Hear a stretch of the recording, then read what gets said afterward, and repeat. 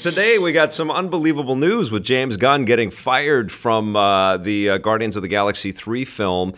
He turned in his script not too long ago, and he said he put everything he had into it, and tons of excitement around that. He's done an amazing job with Galaxy Guardians 1 and 2, and it's unbelievable news. It's like a big...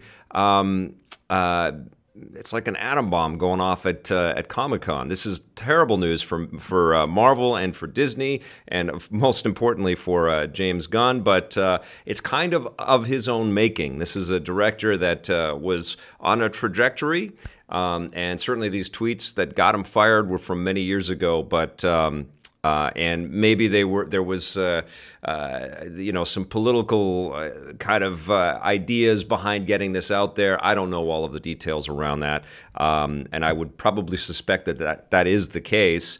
And sometimes it's a little bit weird to kind of dig into somebody's personal life from many years ago and say, okay, look at this stuff. This guy is just not suitable to have the position that he's in. And I think that there's probably an equivalency going on with what happened with Roseanne Barr getting fired from her job for tweeting. And it's awful. It's a tragic thing that has happened for everybody that's been a fan of what has happened with this guy. James Gunn was a scrappy indie, director and a writer that wrote some pretty eyebrow-raising stuff and created some stuff that was a little bit shocking, a little not in the Disney pantheon. And so I can kind of understand from Disney's perspective that they just don't want to have any association with the hubbub, because there are shareholders and it's such a huge conglomerate based on family-friendly entertainment. That I can understand why they would be put into this position. It's amazing that we can do things and say things and write things and post things and they can follow us forever. But I think that's, I mean, the morality tale around this is that stuff doesn't go away. And, it sucks to see these just human individuals, get taken down like this. It's both fair and unfair, I can understand why Disney wouldn't want the issue, and I can also understand why James Gunn has done a lot to kind of, make people at Disney very happy and very wealthy, and make, more importantly than that, though, is make the fans very happy with his work.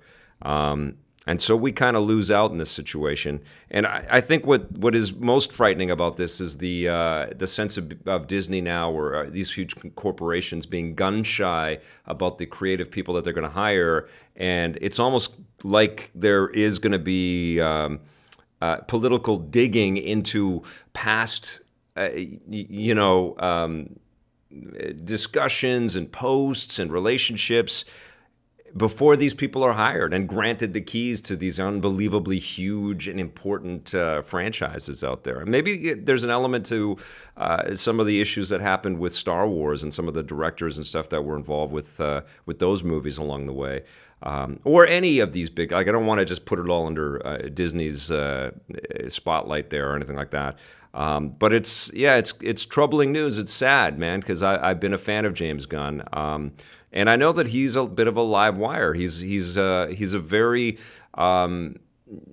interesting individual that sort of beats to his own drum and creates the stuff that's artistically motivating for him. And in the face of these huge corporations and in the constructs to turn these things into action figures and licensed goods and theme park attractions, having somebody with the artistic sensibilities of James Gunn sort of at the helm of these projects has made them better, and that's what we all lose out on. So it's kind of sad news. I think there was probably some calculation to this news dropping during Comic-Con week, but very curious to hear what you guys are all saying.